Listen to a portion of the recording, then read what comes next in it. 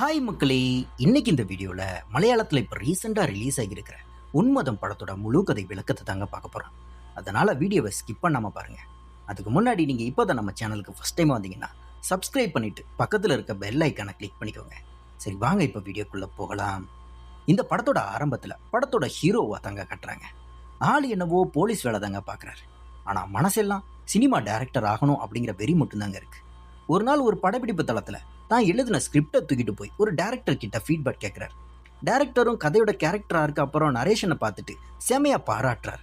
ஆனால் கதையில் ஏதோ ஒன்று பத்தலை அப்படிங்கிற மாதிரி சொல்கிறாருங்க. அந்த டேரக்டர் ஹீரோ கிட்ட கதை சும்மா சாதாரணமாக இருந்தால் பத்தாது, மனசை தொடுற மாதிரி ஆழமான ஒரு கதையாக எழுதணும்யா அப்படின்னு சொல்லி அட்வைஸ் பண்ணுறாரு. இதோட போலீஸ் வேலைக்கும் சினிமா ஆசைக்கும் இடையில சைலியா எவ்வளோ கஷ்டப்படுறாரு, ஒரு நல்ல கதையை தேடி அவரோட மனசு எவ்வளோ தவிக்குது அப்படிங்கிறத தெளிவாக புரியுது. இந்த தேடலை தாங்க அடுத்து வரப்போகிற ஒரு விசித்திரமான பழைய கேஸ் ஃபைலுக்குள்ளே அவரை இழுத்துட்டு போக போகுது. அடுத்த சில நிமிஷங்களில் கதை ஹீரோவோட வீட்டுக்குள்ளே போகுதுங்க. அங்கே அவரோட மனைவி சௌமியா இருக்காங்க. அவங்களும் ஹீரோவுக்கு சினிமா மேலே இருக்கிற வெறியையும் போலீஸ் வேலையில் காட்டுற அலட்சியத்தையும் பார்த்துட்டு பயங்கர கடுப்பில் இருக்காங்க. வீட்டில் இவ்வளோ கடனும் குடும்ப பொறுப்பு இருக்குது, நீங்கள் என்னடானா எப்போ பாரு சினிமா கட் பண்ணான்னு சுற்றிட்டு இருக்கீங்க அப்படின்னு சொல்லி வெளுத்து வாங்குறாங்க. இந்த சண்டையிலிருந்து ஹீரோ தன்னோட சொந்த வாழ்க்கையில் எந்த அளவுக்கு நிம்மதி இல்லாமல் திணறிட்டு இருக்காரு அப்படிங்கிறது தெளிவாக புரியுது. இப்படி வீட்டில் பஞ்சாயத்து போயிட்டு இருக்கும்போதே எதிர்பாராமல் நடக்கிற ஒரு சாதாரண விஷயத்துலேருந்து ஹீரோவோட போலீஸ் புத்தி வேலை செய்யுதுங்க. ஒரு கொலை சம்பவத்தை யாரோ தற்கொலை மாதிரி சித்தரிக்க முயற்சி செஞ்சதை அழகாக கண்டுபிடிச்சி தான் கருத்தை சொல்கிறாருங்க. ஆனால் சௌமியா வழக்கம் போல் இவருக்கு இதுவே வேலையாக போச்சு, எப்போ பாரு லூசுத்தனமாக எதையாவது கற்பனை பண்ண வேண்டியது அப்படின்னு சொல்லி கண்டுக்காமல் விட்டுடுறாங்க. நம்ம ஹீரோவோட மூளை எப்போ பாரு கதைகள், குற்றங்கள், மன உளைச்சல்னு எதையாவது யோசிச்சுட்டே இருக்கும் அப்படிங்கிறத டைரக்டர் தெளிவாக காட்டுறாருங்க. இதுதான் போக போக அவருக்கு ஒரு பெரிய சைக்கலாஜிக்கல் பிரச்சனையில் மாட்டப்போகுது அப்படிங்கிறத அடித்தளமாக அமையுது. அடுத்த சீனில் நம்ம ஹீரோ தான் போலீஸ் ஸ்டேஷனுக்குள்ளே என்ட்ரி கொடுக்குறாரு. ஸ்டேஷனில் நம்ம ஹீரோவோட சக போலீஸ்காரங்க அவரோட சினிமா ஆசையை வச்சு கலாய்ச்சி காமெடி பண்ணுறாங்க. இதனால் ஹீரோ பயங்கர கடுப்பாகி எரிச்சலோடவே சுற்றுறாரு. அப்போ தாங்க ஸ்டேஷனில் இருக்கிற சீனியர் ஆஃபீஸருங்க சில பழைய மர்மமான கேஸ்களை பற்றி ரகசியமாக பேசிக்கிறாங்க. கதை இங்கே தாங்க செம ட்விஸ்ட் எடுக்குது. ஹீரோவோட கைக்கு அந்த விசித்திரமான தீர்க்கப்படாத பழைய கேஸ் ஃபைல் வந்து சேருது. அந்த கேஸ் ஃபைலை தொட்டா போதுங்க வாழ்க்கையே நாசமாக போயிடும், ஏதோ கெட்டது நடக்கும் அப்படின்னு சொல்லி டிபார்ட்மெண்ட்டில் ஒரு பெரிய மூட நம்பிக்கையை பரவி கிடக்குது. மற்ற போலீஸ்காரங்க எல்லாம் அதை ராசி இல்லாத ஃபைல்னு பார்த்து பயந்து ஓடுறாங்க. ஆனால் நம்ம ஹீரோ சினிமா பைத்தியமாச்சே. ரைட்டராக யோசிச்சு பார்த்த ஹீரோ அந்த ஃபைல் மேலே பயங்கர ஆர்வம் வருது. இந்த மர்மமான கேஸை மட்டும் வச்சு கதை எழுதுனா நம்ம அடுத்த படத்தோட ஸ்கிரிப்ட் வேற லெவலில் ஹிட் அடிக்குமே அப்படின்னு சொல்லி அவர் மனசு கணக்குப்படுது. நம்ம ஹீரோவும் ஆர்வம் தாங்க முடியாமல் ஸ்டேஷனோட ரெக்கார்ட் ரூமில் தூசி படிஞ்சு கிடந்த அந்த கேஸ் நம்பர் 174 ஃபைலை எப்படியோ தேடி கண்டுபிடிக்கிறார். ஃபைலை திறந்து அதில் இருக்கிற கிரைம் சீன் ஃபோட்டோஸ், சாட்சிகளோட ஸ்டேட்மெண்ட் எல்லாத்தையும் ஒரு சினிமா ரைட்டரோட கண்ணாட்டத்தில் ரொம்ப தீவிரமாக படிக்க ஆரம்பிக்கிறார். இதை பார்க்குற மற்ற போலீஸ்காரங்க பதறி போய், டேய் அந்த சாபம் பிடிச்ச ஃபைல் பக்கமே போகாத, அதை தொட்டவன் எவனும் உருப்பட்டதா சரித்திரமே இல்லை அப்படின்னு சொல்லி அவர் பயங்கரமாக எச்சரிக்கிறாங்க. அந்த கேஸை ஆரம்பித்தவங்க எல்லாருமே ஒன்று நாசமாக போயிட்டாங்க, இல்லை விசித்திரமான முறையில் காணாமல் போயிட்டாங்க அப்படின்னு சக போலீஸ்காரங்க எச்சரிச்சோம். ஹீரோ அதை கொஞ்சம் கூட காதில் வாங்கலைங்க. அவரோட கற்பனைக்குள்ளே அந்த கேஸை வச்சு ஒரு செம கதை உருவாக போகுது. போக போக ரியல் உலகத்தை மறந்துட்டு ஹீரோவோட மூளை அந்த கேஸோட பயங்கரமான மர்மங்களுக்குள்ள சிக்க ஆரம்பிக்குது. அவரோட மன அழுத்தம் அதிகமாகி எந்த நேரமும் அந்த கேஸ் நம்பர் 174 பற்றியே யோசிச்சுட்டு இருக்காருங்க. ஒரு ரைட்டரோட மூளையும் ஒரு போலீஸோட கடமையும் ஒன்றா சேர்ந்து அவரை ஆட்டி படிக்குது. கற்பனை எது நிஜம் எதுன்னே தெரியாத அளவுக்கு ஹீரோவோட மூளை சுத்தமாக குழம்பி போகுது. அவரோட மனப்போராட்டத்தை அடைச்சி வச்ச மாதிரியான நிலைமையை காட்டுறதுக்காக ஒரு கப்மக்குள்ள மாட்டின பள்ளியை குறிடா கட்டுறாங்க. அதாவது ஹீரோ தனக்கே தெரியாமல் தன் மனசுக்குள்ளேயே சிறைப்பட்டு மாட்டிக்கிட்டாரு அப்படிங்கிறத புரிய வைக்கிறாங்க. வெறும் ஃபைலை மட்டும் படித்தா பத்தாது அப்படின்னு நினச்ச நம்ம ஹீரோ போலீஸ் ஸ்டேஷனில் யாருக்கும் தெரியாத அந்த பழைய சூசைட் கேஸோட உண்மையை கண்டுபிடிக்க ரகசியமாக களத்தில் இறங்குறாரு. யாருக்கும் தெரியாத அந்த கேஸ் சம்மந்தப்பட்ட சாட்சிகளையும் பழைய ஆட்களையும் பற்றின விவரங்களை ரகசியமாக திரட்ட ஆரம்பிக்கிறார். ஆனால் இந்த கேஸுக்குள்ளே போக போக அவரோட மனசுக்குள்ள பயமும் பைத்தியக்காரத்தனமும் ஜாஸ்தியாகிட்டே போகுதுங்க. நம்ம ஹீரோவோட இந்த வெறித்தனமான ஆசை அவரை ஏதோ ஒரு ஆபத்தான இருட்டான பாதைக்குள்ளே கூட்டிகிட்டு போக போகுது அப்படின்னு பார்க்குற நமக்கு நல்லாவே புரியுது. கேஸ் நம்பர் 174 ஃபைலுக்குள்ளே முங்கி போன ஹீரோ போலீஸ் ரெக்கார்டில் பாதியாக விட்டு போன சாட்சிகளையும் வாக்குமூலங்களையும் தோண்டி துருவ ஆரம்பிக்கிறார். அந்த ரெக்கார்ட்ஸில் பல விஷயங்கள் அறகுறையாக விடப்பட்டிருக்குங்க.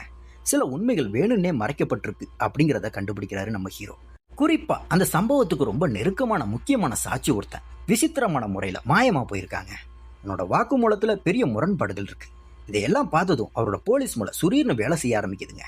இதை தற்கொலையோ இல்லை விபத்தோ கிடையாதுடா, ஃபைலில் பொய்யா எழுதி வச்சிருக்காங்க அப்படின்னு சொல்லி இப்போ அவருக்கு புரிய ஆரம்பிக்குது. விசாரணையும் கற்பனையும் ஒன்றா சேர்ந்து குழம்பும் போது அந்த ஃபைலில் படித்த அதே பயங்கரமான நிழல்களும் விசித்திரமான முணுமுணுப்புகளும் அவரோட நிஜ வாழ்க்கையில் கேட்க ஆரம்பிக்குது. ஹீரோவோட மன அழுத்தம் அடுத்த கட்டத்துக்கு போகுதுங்க. இந்த ரகசிய மிஷனுக்கு போலீஸ் வேலைக்கும் நடுவுல மாட்டிக்கிட்டு தான் குடும்பத்தையும் மறந்து தன்னோட சுய கட்டுப்பாட்டையும் மெல்ல மெல்ல இழக்கிறாரு. படம் இப்போ ஒரு சைக்கலாஜிக்கல் த்ரில்லரா மாறுதுங்க. அந்த கேஸ் 174 தொடர்பான ரகசிய ஆவணங்களையும் ஆதாரங்களையும் சட்டவிரோதமா திரட்ட முயற்சி பண்றாரு. அவரோட இந்த சந்தேகமான நடவடிக்கையை ஸ்டேஷன்ல இருக்கிற சில சீனியர் ஆபீசர்கள் கவனிச்சிடுறாங்க. தம்பி, இந்த ஃபைலை தொட்டாலே பேய் பிசாசு கெட்ட நேரம் ஏதாவது பிடிச்சுக்கும் அப்படின்னு சொல்லி நாங்க பல முறை சொல்லிட்டோம். ஒழுங்கா இந்த கேஸை விட்டு தள்ளிடு அப்படின்னு சொல்லி சக அதிகாரிகள் கடுமையா எச்சரிக்கிறாங்க. ஆனா நம்ம ஹீரோ அதை கொஞ்சம் கூட கண்டுக்காம தனியால அந்த கேஸ் சம்பந்தப்பட்ட பழைய இடங்களுக்கு, சாட்சிகளோட இடங்களுக்கும் யாருக்கும் தெரியாம தனியால அந்த பழைய இடங்களை நோக்கி போறாரு. அவரோட இந்த வெறித்தனம் அவருக்குள்ள இருக்கிற மனநோய் மற்றும் பயங்கரமான மன அழுத்தத்தை ரொம்ப தெளிவா காட்டுதுங்க. அடுத்த சீன் வீட்டுக்கு மாறுது. மனைவி சௌமியா கூட இருக்கிற அவரோட வாழ்க்கை இப்ப சுத்தமா உடையிற நிலைமைக்கு வந்துருச்சுங்க. இவன் குடும்பத்தையும் போலீஸ் வேலையும் சுத்தமா மறந்துட்டு ஏதோ ஒரு பழைய கேஸ் ஸ்கிரிப்ட்னு சொல்லி பைத்தியக்காரத்தனமா சுத்துறான் அப்படின்னு சொல்லி சௌமியாவுக்கு புரிஞ்சிடுது. 2 பேருக்கும் நடுவுல பயங்கரமான கத்தலும் கதறலும் ஒரு எமோஷனல் சண்டை வெடிக்குது. ஆனா இந்த கேஸுக்குள்ள முழுசா மூழ்கி போன ஹீரோவால எந்த பதிலும் சரியா சொல்ல முடியலங்க. அவரோட இந்த விசித்திரமான நடவடிக்கையை பார்த்து சௌமியா இன்னும் பயந்து போறாங்க. இப்போ ஹீரோ ரியல் உலகத்தை விட்டு சுத்தமா விலகிட்டாருங்க. சௌமியா எதிர நின்று பேசிட்டு இருக்கும்போது கூட அவரோட மூளை என்னவோ அந்த பழைய கேஸ் ஃபைலையும் அதுல வர கேரக்டர்ஸ் பத்தினையும் யோசிச்சுக்கிட்டே இருக்கார். வீட்டுல இவ்வளவு பெரிய சண்டையும் பஞ்சாயத்தும் நடந்த பிறகும் ஹீரோ எதை பத்தியும் கவலைப்படாம யாருக்கிட்டையும் எதுவும் சொல்லாம அந்த இருட்டான பாதையில தனியால கிளம்பி போறாருங்க. இந்த காட்சிகள் ரொம்ப பயங்கரமான அமைதியோட மன அழுத்தத்தோடு முடியுதுங்க. ஹீரோ மெல்ல மெல்ல தனிமையிலையும் பெரிய சைக்கலாஜிக்கல் பிரேக் டவுன்லையும் மூழ்கி போறாரு அப்படிங்கறது தெளிவா தெரியுது. வீட்டு சண்டையும் உடையிற குடும்ப வாழ்க்கையும் அப்படியே விட்டுட்டு அந்த கேஸ் 174 உண்மையா கண்டுபிடிக்க வெறியோட கிளம்புறாரு. இப்போ இந்த பயணம் வெறும் போலீஸ் விசாரணை மட்டும் இல்லைங்க, அவருக்குள்ள ஓடுற மிகப்பெரிய மனப்போராட்டத்தோட ஒரு பகுதி. அந்த கேஸ் நம்பர் 174 ஃபைல்ல போட்டிருந்த அந்த ஆள் நடமாட்டம் இல்லாத பயங்கரமான அந்த சாட்சியோட பழைய இடத்துக்கு போய் சேர்றாரு. அந்த இடத்தோட பயங்கரமான சூழலும் அவரோட பதட்டத்தை இன்னும் அதிகமாகுது. அந்த இடத்த சுத்தி யாரோ இருக்கிற மாதிரியும் பழைய சம்பவங்களோட நிழல்கள் முணுமுணுப்புகளும் கேட்கிற மாதிரியும் அவருக்கு தோணுது. கடைசியில ஹீரோ தனக்கே தெரியாம ஒரு பயங்கரமான இடத்துல போய் நிற்கிறார். அந்த இடத்துல இருந்து அவரால் பின்வாங்கி திரும்பவும் வர முடியாதுங்க. அவருக்கு உதவி பண்ண அங்க ஆளுங்க யாரும் இல்லை. அவரோட இந்த தனிமையும் மனக்குழப்பமும் கதையை அடுத்த கட்ட ஆபத்தான திருப்பத்துக்கு கொண்டு போகுது. அங்க தேடி பார்க்கும்போது ஹீரோவுக்கு சில முக்கியமான ஆதாரங்கள் சிக்குது. அதை பார்த்ததுமே கேஸ் நம்பர் 174 ஃபைல்ல போலீஸ் எழுதின ஆரம்ப கட்ட ரிப்போர்ட் அம்புட்டும் பச்சை போயின்னு ஆதாரத்தோட நிரூபணமாகுது. தற்கொலைன்னு மூடப்பட்ட அந்த கேஸ் உண்மையிலே பக்காவான பிளான் பண்ண கொலை அப்படிங்கிறத அவர் கண்டுபிடிக்கிறாருங்க. ஆதாரங்கள் கையில் கிடைச்ச உடனே அதே நேரத்தில் அவரோட மனநிலையும் ரொம்ப மோசமாகி சுத்தமாக கைமீறி போகுது. சுற்றி விசித்திரமான சத்தங்கள் கேட்க ஆரம்பிச்சு பயங்கரமான பிரமைகளுக்கு இரையாகிறார். ஏதோ ஒரு கண்ணுக்கு தெரியாத சக்தியோ இல்லை அந்த கேஸோட நிழலோ தன்னை நோட்ட விடுற மாதிரி அவருக்கு தோணுது. ஒரு பக்கத்தில் இந்த பெரிய உண்மையை கண்டுபிடிச்ச சந்தோஷம் இருந்தாலும் இன்னொரு பக்கத்தில் அவரோட மூளை அவருக்கு துரோகம் பண்ண ஆரம்பிக்குது. நாம பார்த்ததெல்லாம் நிஜம்தானா இல்லை நம்ம மன அழுத்தத்தால் உருவான கற்பனையா அப்படின்னு சொல்லி தனக்குத்தானே கேள்வி கேட்டு குழம்புறாரு. கடைசியில் ஹீரோ திரும்பி போலீஸ் ஸ்டேஷனுக்கு வராருங்க. ஆனால் அவரோட தோற்றமும் முகத்தில் இருக்கிற அந்த பயமும் கூட வேலை செய்கிறவங்களை பயங்கரமாக அதிர்ச்சியாக வைக்குது.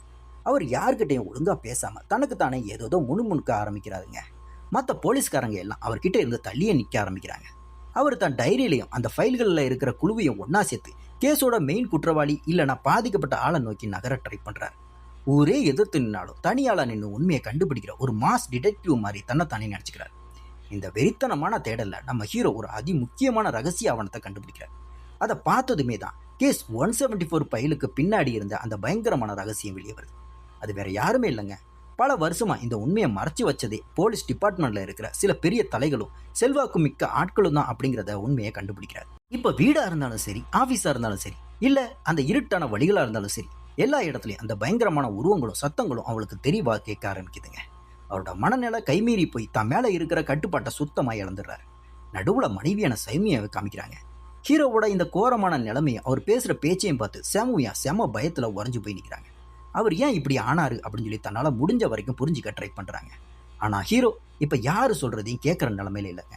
கேஸ் 174 வெறும் சாதாரண விஷயம் இல்லை, இதோட பின்னணியில் மிகப்பெரிய தலைங்க சம்மந்தப்பட்டிருக்காங்க அப்படிங்கிறது ஹீரோவுக்கு இப்போ தெளிவாக புரிஞ்சு போச்சு.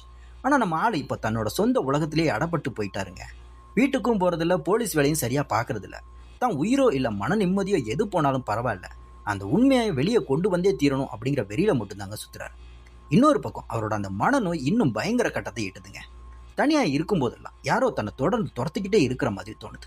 நீ போகிற பாதை ரொம்ப ஆபத்தானது, தேடுறதை இதோட நிறுத்தலைன்னா அப்புறம் விளைவு ரொம்ப மோசமாக இருக்கும் அப்படின்னு சொல்லி அவருக்கு மறைமுகமாக எச்சரிக்கை வர ஆரம்பிக்குது. ஆனால் அந்த வெறி பிடிச்ச மூளை பயப்படுறதுக்கு பதிலாக இன்னும் ஆக்ரோஷமாக அடம் பிடிச்சி பிடிவாதமாகவும் மாறுது.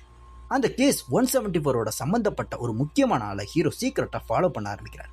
மறைஞ்சிருந்து அவனோட ஒவ்வொரு அசைவுகளும் நோட்டை விட்டு கேஸோட குழுவோட கனெக்ட் பண்ண ட்ரை பண்றாரு. ஹீரோவோட இந்த விசித்திரமான நடத்தையும் கோபத்தையும் பார்த்து சௌமியா செம வேதனையும் பயத்திலையும் துடிச்சு போறாங்க. வீட்டில் தனியாக உட்காந்து அவருக்கு திரும்ப திரும்ப ஃபோன் பண்றாங்க. தேடவும் ட்ரை பண்றாங்க. ஆனா எந்த பதிலும் அவர்கிட்ட இருந்து வரலங்க. இன்னொரு பக்கம் நம்ம ஹீரோ அந்த சந்தேகத்துக்குரிய ரகசிய இடத்துக்கு ரொம்ப பக்கத்துல போயிடுறாரு. அப்ப திடீர்னு ஒரு பயங்கரமான சத்தத்தோட சீன் அங்கேயே கட் ஆகுதுங்க. ஹீரோ இப்போ நேருக்கு நேரா ஆபத்தோட வாயில கொண்டு போய் தன்னை நிறுத்திருக்காரு அப்படிங்கிறது தெளிவா புரியுதுங்க. ஆனா நம்ம ஹீரோவோட மனநிலை திரும்பவும் பிசுகி போகுதுங்க. தனக்கு முன்னாடி நிஜமாவே ஒருத்தன் நிக்கிறானா இல்ல இதுவும் அவரோட பயங்கரமான கற்பனையா அப்படிங்கறது அவருக்கே புரியல. அவர் காத்துல கையை வீசுறதையும் வெறிச்சோடி போன சுவரையும் பார்த்து முறைக்கிறதையும் பார்த்து எதிரில் இருக்கிறவனும் மிரண்டு போய் நிற்கிறாங்க. இவ்வளவு மன உளைச்சலுக்கு பயத்துக்கும் நடுவுல ஹீரோ சாமோதியமா செயல்பட்டு அந்த ஆள்கிட்ட இருந்து சில முக்கியமான உண்மைகளை வர வச்சு கேஸுக்கு தேவையான சில மாஸ் ஆவணங்களையும் ஆதாரங்களையும் கைப்பற்றுறாரு. அந்த ஆதாரங்கள் மூலமா இந்த கேஸ் அமுக்கி மறைக்க சிஸ்டத்துல இருக்கிற பெரிய தலைங்க எந்த அளவுக்கு கை கோத்திருக்காங்க அப்படிங்கிற உண்மை அவருக்கு தெரிய வருது. இனிமே திரும்ப முடியாது அப்படிங்கிற அளவுக்கு நாம ரொம்ப தூரம் வந்துட்டோம் அப்படின்னு ஹீரோவுக்கு நல்லாவே புரியுது. அதே நேரத்தில் அவர் எந்த பவர்ஃபுல் ஆட்களுக்கு எதிராக ஆதாரங்களை திரட்டுறாரோ அவங்களோட பார்வை இப்போ ஹீரோ மேலே விழ ஆரம்பிச்சிருச்சுங்க. அவரோட உயிருக்கும் போலீஸ் வேலைக்கும் இந்த ஆபத்து இப்போ நிஜமாவே கதவை தட்ட ஆரம்பிச்சிருச்சு. ஹீரோ உடனே போலீஸ் ஸ்டேஷனுக்கு போயோ இல்லை மேலதிகாரிகள் கிட்ட பேச ட்ரை பண்ணுறாரு. ஆனால் டிபார்ட்மெண்ட்டுக்குள்ளேயும் அவருக்கு உதவி செய்ய ஆளே இல்லைங்க. அங்கே இருக்கிற எல்லாரும் கூட இந்த சதியில் கூட்டணியாக இருக்கலாம் அப்படின்னு சொல்லி அவருக்கு புரியுது. இந்த தனிமை அவரை இன்னும் பயங்கரமான நிலைமைக்கு தள்ளப்படுதுங்க. இந்த கடுமையான அழுத்தத்தில் ஹீரோவுக்கு செம கொடூரமான பேனிக் அட்டாக் வருது. ஆபீஸ் வீடுன்னு சுத்தி இருக்கிற எல்லாரும் தன்னை வளைச்சி பிடிச்சு சூழ்ற மாதிரி அவருக்கு தோண ஆரம்பிக்குது. சௌமியாவும் தன்னோட புருஷனை எப்படியாவது காப்பாத்தி வீட்டுக்கு கூட்டிட்டு வர ஒரு கடைசி எமோஷனல் முயற்சி பண்றாங்க. ஆனா ஹீரோவோட அந்த மிரட்டுற தோட்டத்தையும் கொடூரமான நிலைமையை பார்த்து சௌமியாவை பயந்து நடுங்கி போறாங்க. தன்னோட புருஷன் இனி பழையபடி ஆக முடியாது. இந்த கேஸோட தீயில அவரோட மனசு சுத்தமா சாம்பலாகிடுச்சு அப்படின்னு சொல்லி அவங்களுக்கு புரிஞ்சிருச்சு. இவ்வளவு மன உளைச்சலுக்கும் நடுவுலையும் அந்த பவர்ஃபுல் தலைங்களால் தோல் உரிச்சு காட்டுற அந்த கடைசி மாச ஆதாரம் நம்ம ஹீரோ கையில பத்திரமா இருக்குங்க. தான் உயிரே போனாலும் பரவாயில்ல அப்படின்னு சொல்லி அந்த உண்மையை உலகத்துக்கு முன்னாடி கொண்டு வர தான் கடைசி சொட்டு நம்பிக்கையும் பலத்தையும் திரட்டுறார். கேஸ் 174 அந்த உண்மையான கொலைகாலிகளான பவர்ஃபுல் அதிகாரிகளுக்கு முன்னாடி நம்ம ஹீரோ போய் நேருக்கு நேர் நிற்கிறார். இந்த ஃபேஸ் ஆஃப் சண்டேயை விட மனசளவுல செம டென்ஷனா போகுதுங்க. சுத்தியும் பழைய பயங்களும் பிரமைகளும் அவர் கிட்டேயே நின்னாலும் தான் கடைசி மனபலத்தை திரட்டி இனி இந்த பயத்தையும் தன் மேல ஆதிக்கம் செலுத்த விடக்கூடாது அப்படின்னு சொல்லி உறுதியா நிற்கிறாருங்க. இன்னொரு பக்கம் இந்த டேஞ்சரான கட்டத்துல தான் புருஷனை காப்பாற்றவும் அவருக்கு துணையா நிற்கவும் சௌமியா தான் உயிரையே பணைய வச்சு ஆபத்துல இறங்குறாங்க. அடுத்தடுத்து கேஸ் 174 ஃபைலோட ஒவ்வொரு ரகசிய திரையா கிளியுது. இந்த கரப்டட் சிஸ்டம் எப்படி ஒரு அப்பாவி மேல பழிய போட்டு மாட்டி வச்சிருக்கு அப்படிங்கிற கொடூரமான உண்மை வெட்ட வெளிச்சமாகுதுங்க. கடைசியில் நம்ம ஹீரோ திரட்டின அந்த மாச ஆதாரங்களை சிஸ்டத்துல இருக்கிற நேர்மையான உயர் அதிகாரிகளோட கைக்கு கொண்டு போய் சேர்க்குது. இதனால கேஸ் 174 ஃபைல் மறுபடியும் ரீஓப்பன் ஆகி அந்த ஊழல் அதிகாரிகளோட சாயம் வெளுத்து அவங்களுக்கு ஆப்பு வச்சு அவங்கள அரெஸ்டும் ஆகுறாங்க. அதுக்கப்புறம் வருஷங்கள் பல கடந்தாலும் அந்த பயங்கரமான மன உளைச்சலிருந்து அவரால் முழுசா வெளியே வர முடியலங்க. இப்போது கூட போகும்போது அந்த பழைய நிழல்களும் சத்தங்களும் அவரை மிரட்டிக்கிட்டு தாங்க இருக்கு. ஏன்னா மனசுல விழுந்த இந்த மாதிரி ஆழமான காயங்கள் அவ்வளவு சீக்கிரம் ஆறாதுன்னு டைரக்டர் செம அழகா காட்டியிருக்காரு. கடைசி செகண்ட்ல கேமரா ஹீரோ அண்ட் சௌமியாவோட அந்த புது அமைதியான வீடு அப்புறம் அந்த விரிஞ்ச தெரிஞ்ச வெளியே நோக்கி அப்படியே ஃபோக்கஸ் ஆகுதுங்க. ஹீரோ ஜன்னல் வழியா வெளியே பார்த்துக்கிட்டு இருக்காரு. வெளியில காத்துல ஒரு மெல்லிய அமைதி நிலவுதுங்க. வெளியில இருந்த புயல் தான் இப்போ ஒஞ்சிருக்கே தவிர அவரோட மனசுக்குள்ள இருந்த புயல் இன்னும் முழுசா அடங்கலன்னு டைரக்டர் செம ஆழமா உணர்த்துறாருங்க. இப்படியே இந்த படத்தை இங்க முடிக்கிறாங்க. எப்படி இருந்துச்சு என்னுடைய இந்த விளக்கம்? பிடிச்சா இந்த வீடியோக்கு லைக் பண்ணுங்க, ஷேர் பண்ணுங்க, கமெண்ட் பண்ணுங்க. அப்படியே நம்ம சேனலை சப்ஸ்கிரைப் பண்ணிட்டு பக்கத்தில் இருக்க பெல் ஐக்கானை கிளிக் பண்ணிக்கோங்க. அடுத்து ஒரு சூப்பரான வீடியோவில் உங்களை சந்திக்கிறேன். அதுவரை டாடா, பை பாய்.